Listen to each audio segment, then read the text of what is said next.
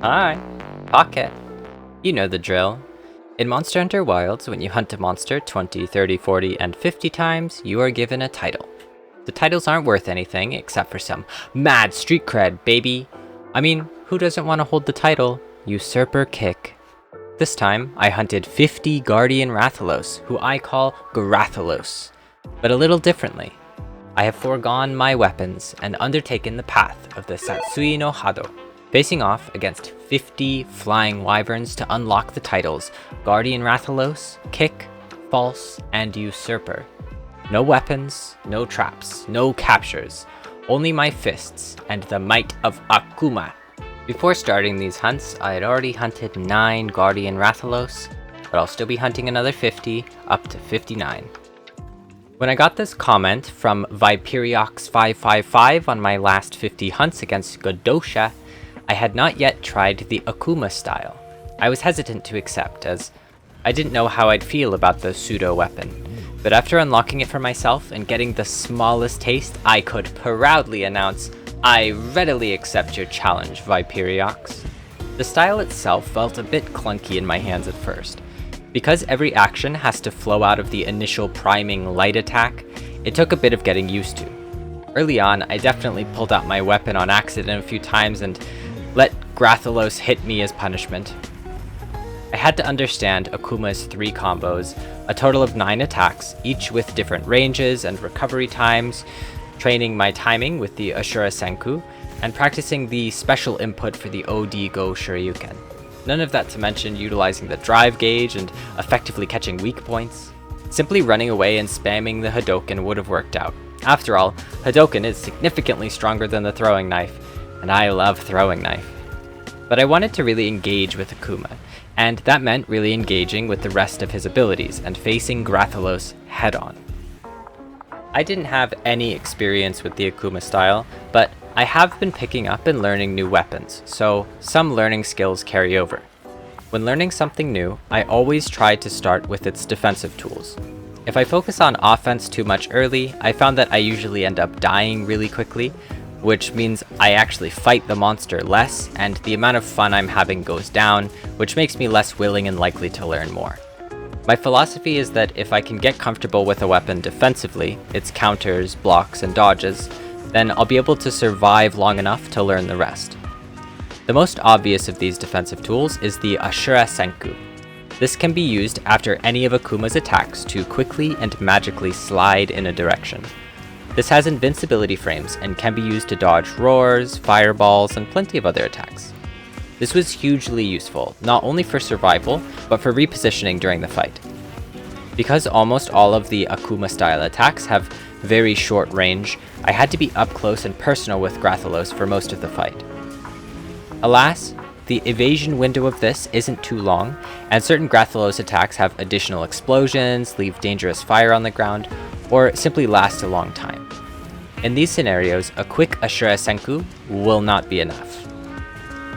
Then, there's Akuma's Drive Impact. This is Akuma's focus strike, as well as an offset attack. Offset attacks are like parries, effectively negating an attack by striking at the exact same time. Mastering the timing on this made a lot of the dangerous attacks a lot safer, but it was still risky. Too early or too late, and there was a 100% chance that I was getting blasted with something.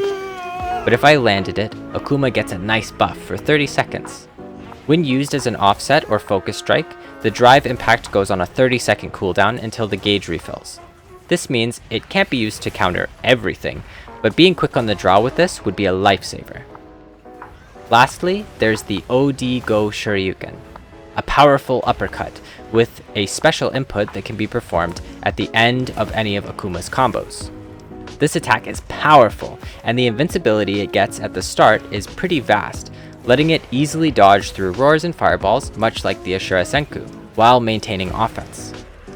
This attack was certainly the most inherently offensive of my defensive options, because it can only be performed at the end of a combo, with a special input that I definitely didn't get right every time.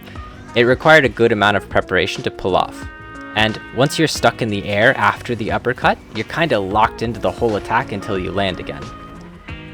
Each of these 3 defensive tools have their quirks, but mastering and utilizing them in tandem would be paramount in surviving the onslaught of higher difficulty tempered Grathalos attacks that I'd have to face. By the 15th hunt or so, I was getting a hang of my defensive tools, and I wanted to start ramping up the offense. This meant making more liberal use of the drive impact, Oni Goroshi, to claim wounds and grab Grathalos' weak point whenever it arrived.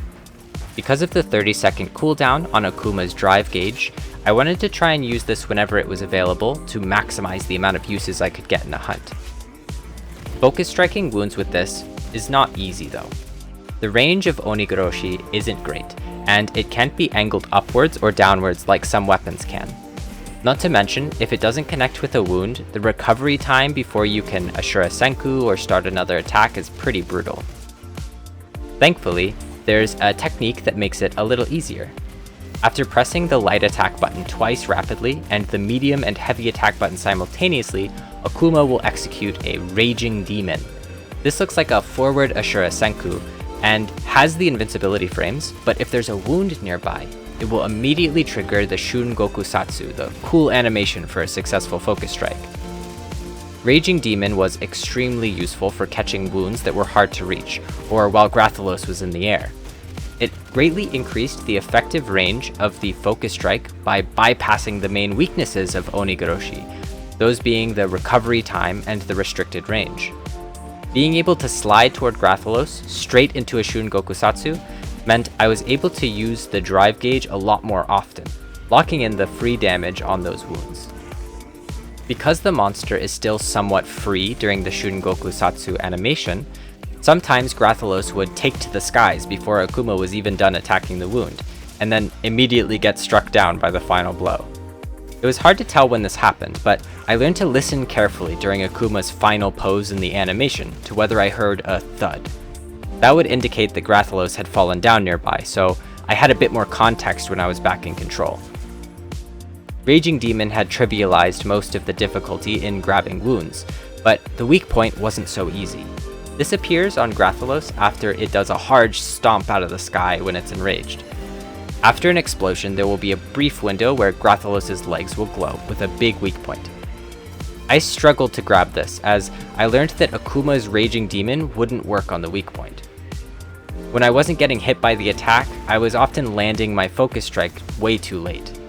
See, unless you're using the drive impact item itself, Oni Goroshi can only be done after a single light attack, with the assisted combo item. That one punch was delaying me by a bit too much, so the weak point was gone by the time my Oni Goroshi made impact. In order to hit this weak point, I had to start using the radial menu. Because the weapon is permanently sheathed, the Akuma-style hunters can constantly sprint when they're not attacking. By holding L1 to bring up the radial menu, and holding R1 to sprint, and then racing up to Grathalos after this attack, I could trigger the drive impact item without that initial punch and grab the weak point. In my later hunts, I got very consistent with this strategy, and very few weak points made it past me unless the drive gauge wasn't available.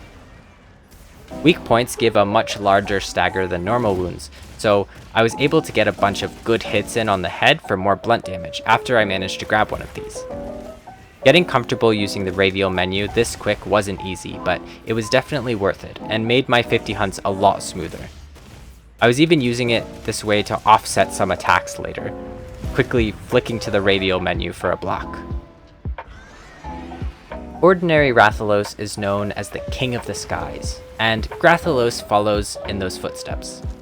It takes to the skies very often to blast fireballs, do swooping passes, and big stomps.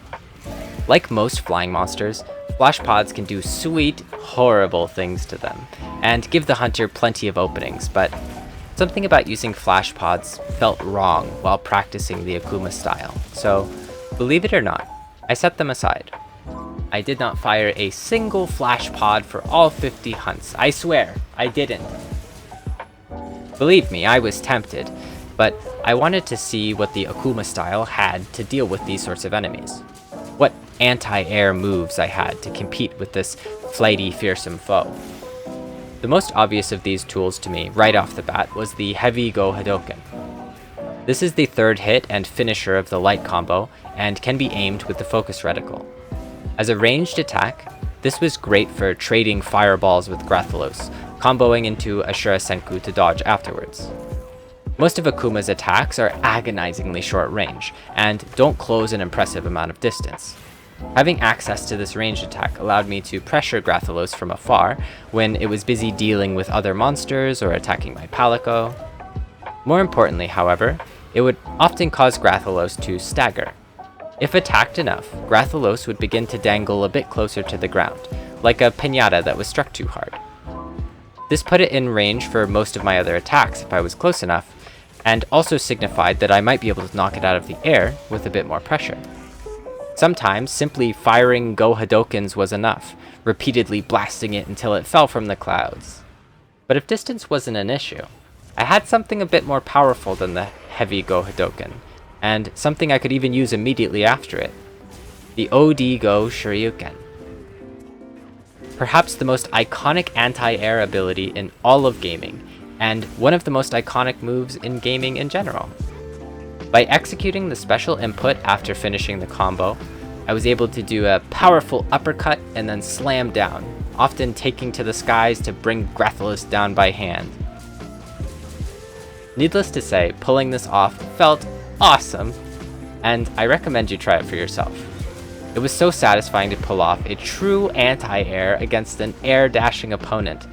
It felt kind of like landing Hungry Coils, one of Hazuma's moves back in my BlazBlue days. So cool, so fun, and definitely worth it. Once I had learned my fundamental defensive techniques, and after I had reclaimed the skies from its false king, all that was left was to finish the job. By chaining these techniques together, becoming more efficient with each one along the way, the Akuma-style truly began to feel more as its own weapon.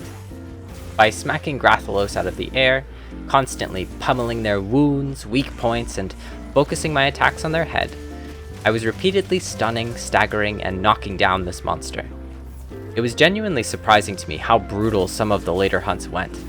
The rhythm of Akuma's combos, combined with the smoothness of a Shurasenko and the quick responsive reflex on Oni Goroshi, I was becoming more and more confident in my abilities as a practitioner of the Satsui no Hado. A lot of the advantages I learned about when fighting Zoshia Slinger only also came in handy. Having your weapon sheathed comes with a plethora of strengths. Being able to sprint, retrieve pods, even interact with wedge beetles quickly makes the hunter very mobile. This makes it possible to be very reactive to the environment, and efficient when closing the distance to the monster, or moving evasively. Collecting Grathalos' powerful pods gave me access to some ranged options, even more deadly than the heavy Go Hadoken. Like in Hunt 48 here, it starts off with me getting a bit of an assist from my pet Raphma Stain, who I introduced in the last 50 Hunts video. Grathalos takes to the skies to start spewing fire, so I start pressuring them back with heavy Go Hadokens, making sure to dodge their fireballs along the way. Once they're downed, I'm free to sprint up to them to start pummeling more damage onto the head, opening up wounds and getting some more stun damage.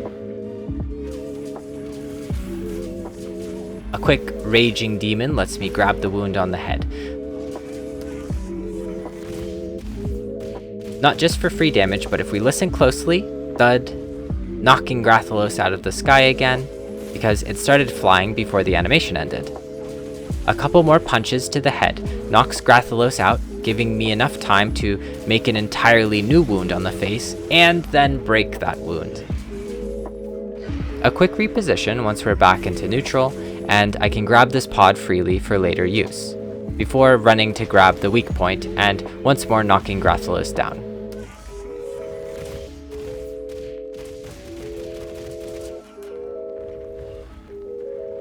A bit more free damage till we're back to neutral.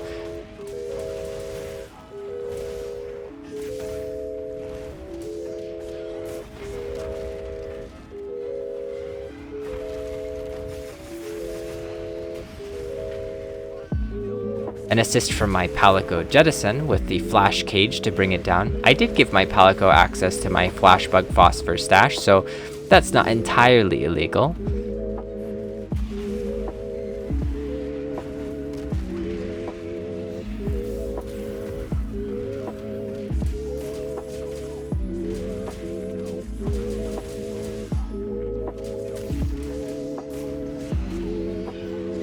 Back to neutral, dodging, playing it safe. I don't want to commit too hard to any combos here in case I needed to dodge or sprint away.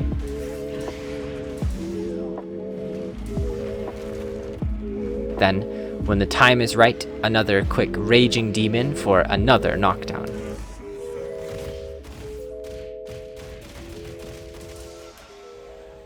The neutral is another fighting game term. Basically when neither player in the fight is particularly advantaged or in the middle of anything. A good example of a fight in neutral is the very start of a round in a fighting game. So when Rathalos isn't knocked down, it's free to move around, reposition, and so am I, while we're both sort of posturing for our next attack or taking little scrapes from one another.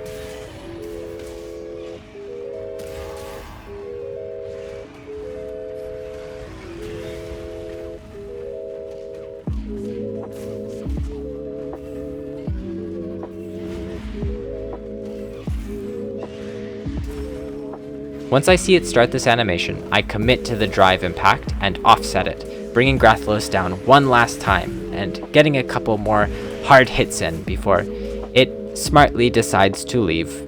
Good call, Grathalos. I was really cooking on that one. I was. Hunting 50 Grathalos with the Akuma-style only made me more excited for what Monster Hunter Wilds gives us next. Considering the entirety of this pseudo-weapon fighting style is contained in only 3 items, one of which I hardly utilized, so practically 2 items, I'm so excited to see if they give us anything more like this with other characters. Could you imagine getting something like this that turns the hunter into Mega Man? I mean, we already have the slinger, so we're most of the way there already, right? Maybe we could get a Resident Evil character as well, but I've never played those games, so you guys would have to let me know which ones are cool. As someone who has never played Street Fighter, apart from a brief experience at an arcade long ago, this has ignited my interest in the game significantly, and I love Akuma. He's kind of cheated his way into being my favorite character at this point, and I can see why he's a fan favorite. Playing around in this challenge was so cool, so fun, and genuinely refreshing.